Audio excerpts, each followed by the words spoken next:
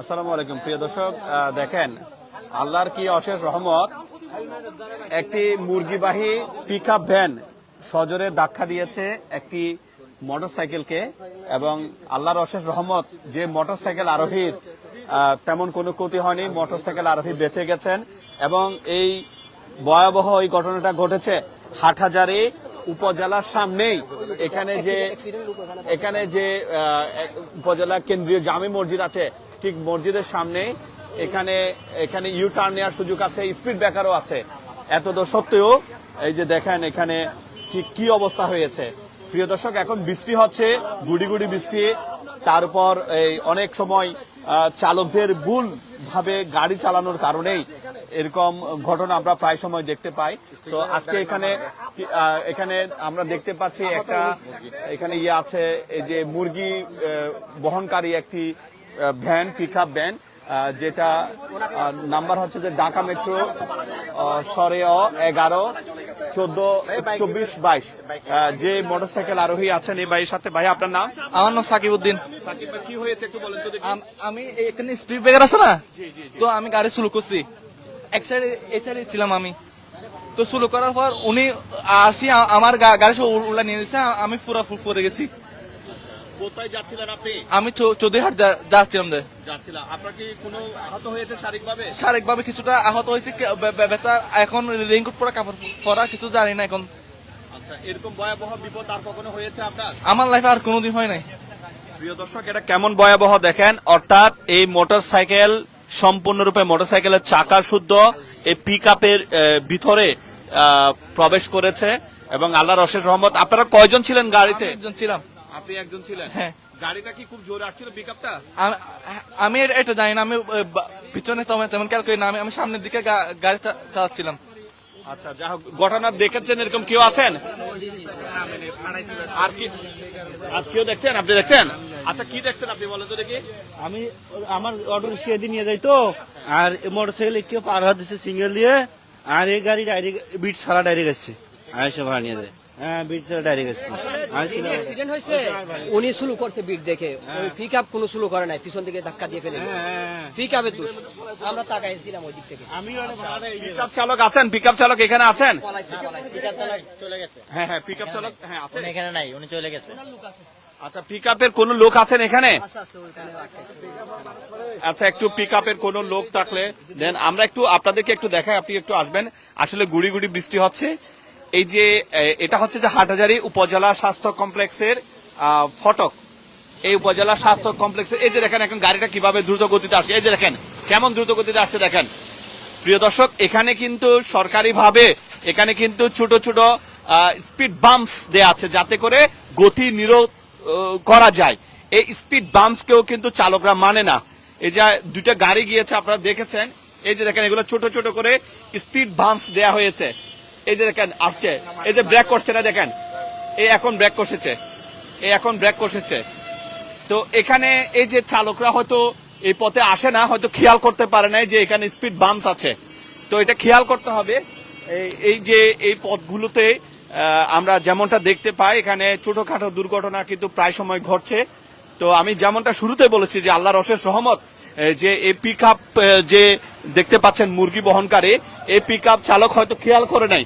আপনিও তো গাড়ি চালান, আপনার কি মনে হয়? মোটরসাইকেলটা স্টিক ব্রেকার দিকে স্লো করেছে, কিন্তু পিকআপ স্লো না করার কারণে মানে অ্যাক্সিডেন্টটা হয়েছে। পিকআপ হয়তো খেয়াল করে নাই, স্টিক ব্রেকারে ব্রেক মারে নাই, না মেরে ওই মোটরসাইকেলকে শুদ্ধ হেঁচড়ায় প্রায় 50 ফুট জায়গা কি নিয়ে আসছে। হ্যাঁ, বলেন। হেলমেট থাকনে বাঁচে গিয়ে যে নইলে যেভাবে পড়ছি এমনি হবেন মতো প্রিয় দর্শক, সবাই বলছেন, অর্থাৎ মোটরসাইকেল চালক ভাই উনি সেফটি রেখেছেন, ওনার কাছে হেলমেট আছে, যার কারণে হেলমেটের কারণে মূলত একটা আল্লাহর অশেষ রহমত, এক কথাই আর কিছু না, আল্লাহর অশেষ রহমতের কারণে বেঁচে গেছেন। কে কান্না করছেন? আচ্ছা, আপনি ভেঙে পড়িয়েন, আসলে এই চালক ভাই কান্না করছেন। আচ্ছা, গাড়ির মালিক পিকআপের আচ্ছা আচ্ছা, আপনি তো পিকআপে ছিলেন, একটু আপনার সাথে আমরা কথা বলতে চাই। প্রিয় দর্শক, আমরা যে পিকআপে ছিল, আচ্ছা আপনি কি চালাচ্ছেন নাকি অন্য কেউ? না, আমি গাড়ির সাথে মালের জন্য গেছিলাম আর কি। আচ্ছা, কোত্থেকে আসছিলেন আপনারা? আমরা চট্টগ্রাম থেকে আসছি, ওই গহিরা গেছিলাম। আচ্ছা, কি হয়েছিল মূলত, কি দেখতে পেয়েছেন?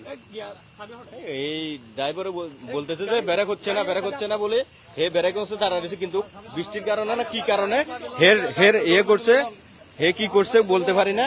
গাড়ি খাড়া করে না, হের গাড়ি কিন্তু স্লো ছিল, হে পুরাপুরি স্লো ছিল, হে পুরাপুরি নিয়ন্ত্রণে ছিল গাড়ি। এটা নিয়ন্ত্রণে হয় না বিদায় আজকে উনার পিছন থেকে উনাকে মারা দেওয়া হয়েছে। উনার কোনো অপরাধ ছিল না এখানে, উনি স্লোই ছিল, উনি স্লোই ছিল।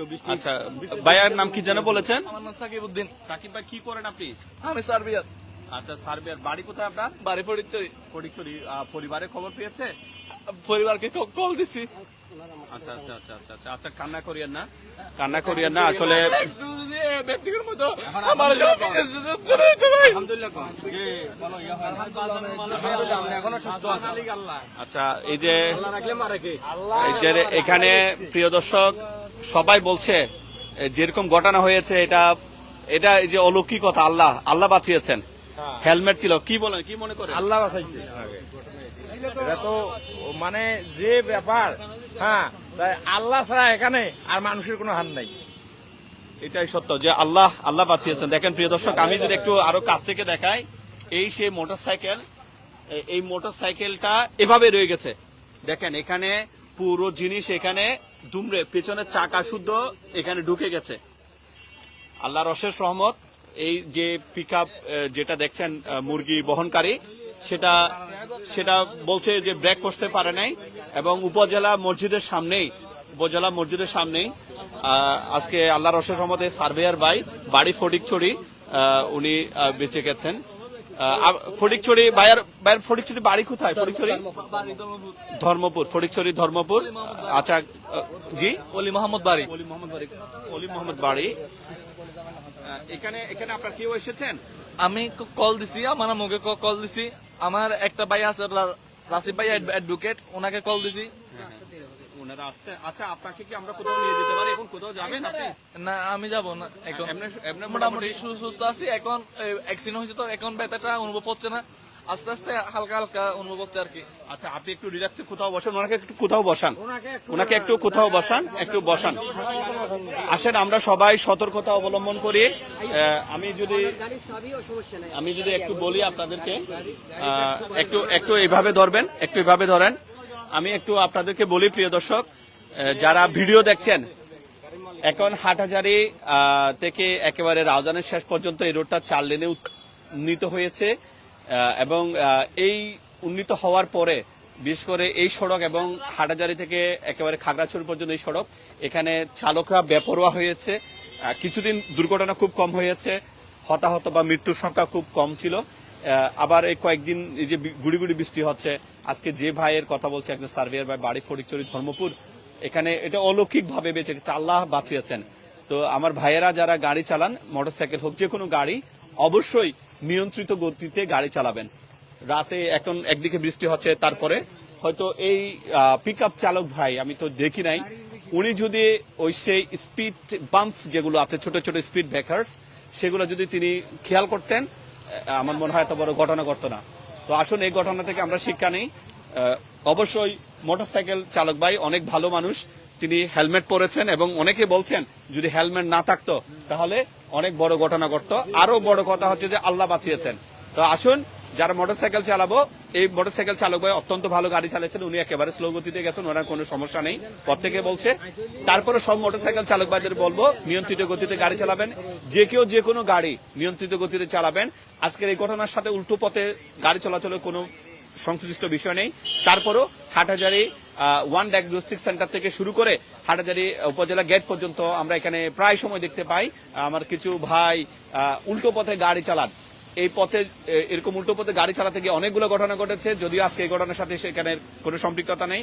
আপনারা এই পথে চলাচলের ক্ষেত্রে যে কোনো জায়গায় উল্টো পথে কেউ গাড়ি চালাবেন না, এবং সবসময় সেফটি নিশ্চিত করে, নিরাপত্তা নিশ্চিত করে গাড়ি চালাবেন, এমনটা প্রত্যাশা। আপনাদেরকে যুক্ত করেছে হাটহাজারী উপজেলা গেটের সামনে থেকে, যেখানে এখন থেকে মাত্র অল্পক্ষণ আগে একটি মুরগিবাহী পিকআপ একটি মোটরসাইকেলকে সজোরে ধাক্কা দেয়, যেখানে সজোরে ধাক্কা দিয়ে এখানে আল্লাহর অশেষ রহমতে সে মোটরসাইকেল চালক ভাই বেঁচে যায়। আর এই যে বাস পিকআপটি দেখতে পাচ্ছেন, সেটা যে চট্টমেট্রো সরে অ 11-24-22 এই পিক আপের ধাক্কায় মূলত এই ঘটনা ঘটে।